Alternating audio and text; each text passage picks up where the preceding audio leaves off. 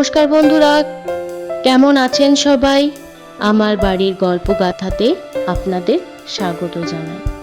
আজকের যে ভিডিওটা আমি বানাচ্ছি, এটা ঘাটালের সাতপাড়ার পুজো।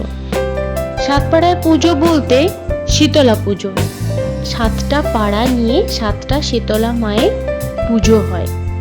তো সেই পুজোটারই আমি ভিডিও বানিয়েছি, চেষ্টা করছি যতটা পারবো দেব। এটা আবার অনেকে দেশ পুজো বলে। সবার বাড়িতে কত লোকজন, আত্মীয়, কত আনন্দই সবার বাড়িতে নাই হয়। এটার জন্য আমরা অনেকেই অপেক্ষা করে থাকি যে শীতলা পুজোটা কবে আসবে।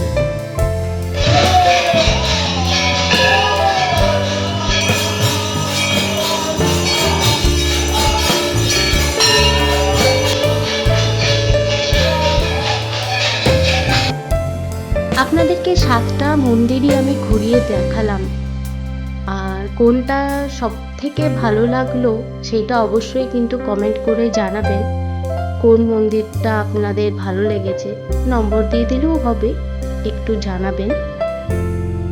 এই পুজোটা সাধারণত জামাই ষষ্ঠীর আগে পরে এরকমভাবেই করা হয় যাতে সবাই আসতে পারে।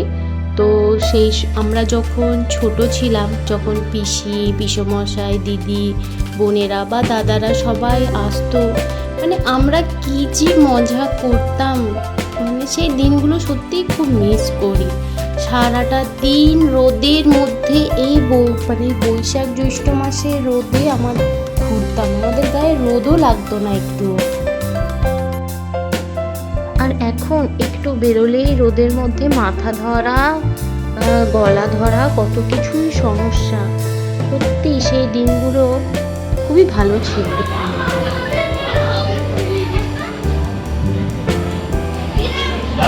সেই একটা বয়সের পরে মা মেয়ে হয়ে যায়।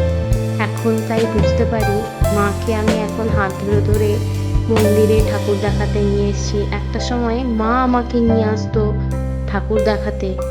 কি ঝগড়া, কি অশান্তিটা নাই হতো, সব শেষ হয়ে যাচ্ছে, আমি যেতে পারছি না। মা আমাকে কখন নিয়ে যাবে, আর মা কখন রান্না করবে, কখন কি করবে, সেই নিয়ে মারামারি, ফাটাফাটি, ধুধুমার কাণ্ড লাগতো বাড়িতে একটা।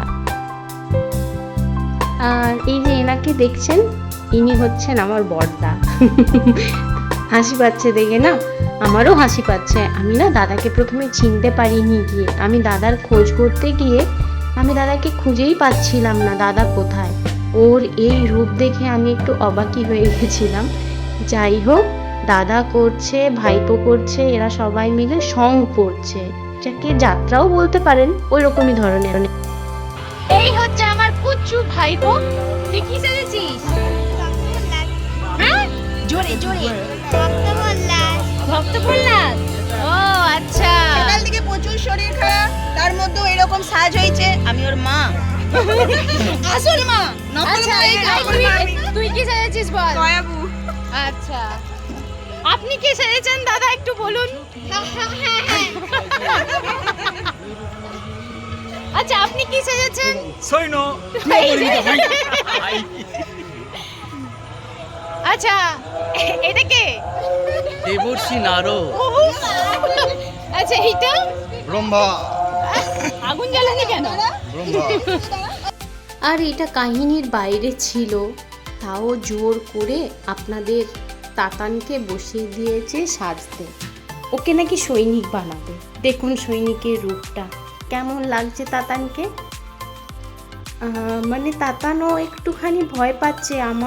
ওর তো কিছুই রিহার্সাল করা নেই, ও কি বলবে, কি করবে, ও বেচারা ভয়ে অস্থির। কিন্তু আমার দাদা জোর করে ওকে এরকম সাজালো, বললো না না, তুইও একটা যা হোক অভিনয়ে শুরু করে দে, তুইও আমাদের সাথে থাক। তো দেখুন এই অবস্থা।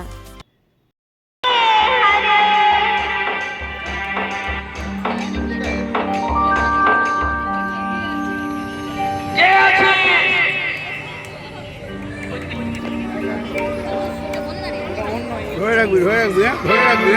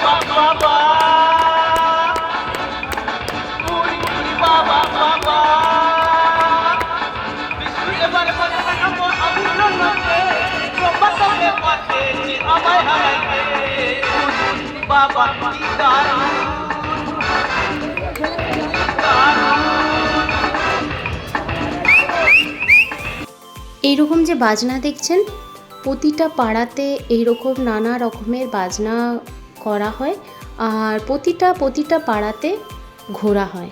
আগে জানেন তো, আমরাও এরকম পিছনে পিছনে ঘুরতাম। এখন আর যাওয়া হয় না, বড় হয়ে গেছি। এখন রোদে ঘুরলে মাথা ব্যথা, ঘাড় ব্যথা, অনেক রকমের ব্যথা শুরু হয়। ছোটোবেলায় তো আগে আর কোনো ব্যথার সমস্যা ছিল না। কি জ্বালা সত্যি, বৃষ্টি হলে কারেন্ট থাকবে না। এইবার রাত্রেবেলায় আমি ঠাকুর দেখতে বেরোচ্ছি, না সাজলে হয়, সেই জন্যে আমি সাজতে বসেছি। আমার লাইটম্যান হচ্ছে আমার মা লাইট দেখাচ্ছে, আমি সাজছি।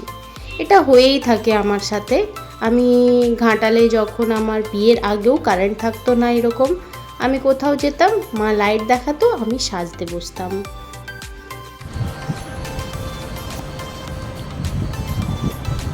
দেখো কারেন্ট নেই, অন্ধকারের মধ্যে মা লাইট দেখাবে, তুমি সাজবে? কি হয়েছে? মা সিনেমা আর্টিস্টকে ভালো করে আলোটা দেখান, মুখে হিরোইনের আলো পেলুন। মুখটা একটু দেখাও বন্ধুদের।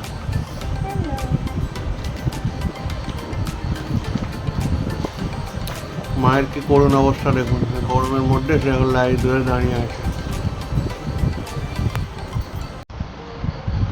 এই বেরিয়ে পড়েছি আমরা রাত্রেবেলায়। এই যে এই দিকটাতে সবাই নাচানাচি করছে, একদিকে ডান্সের প্রোগ্রাম চলছে। দেখেছেন কত ভিড়? তাও এখন অনেক ভিড় কম, প্রায় এখন রাত্রি 12:30 একটার মতো বাজছে। ওই জন্য এখন ভিড়টা অনেকটা কম, নাহলে আরও অনেক বেশি ভিড় থাকে। আর এই যে আপনাদের তাতান, আর এইখানে না হচ্ছে সং, এই ট্রাকের মধ্যেও সং হয়, তো এখানে সং হচ্ছে। প্রায় রাত্রি 2:30 বাজে, তাই জন্যে বাড়ি ফিরে চলে আসলাম।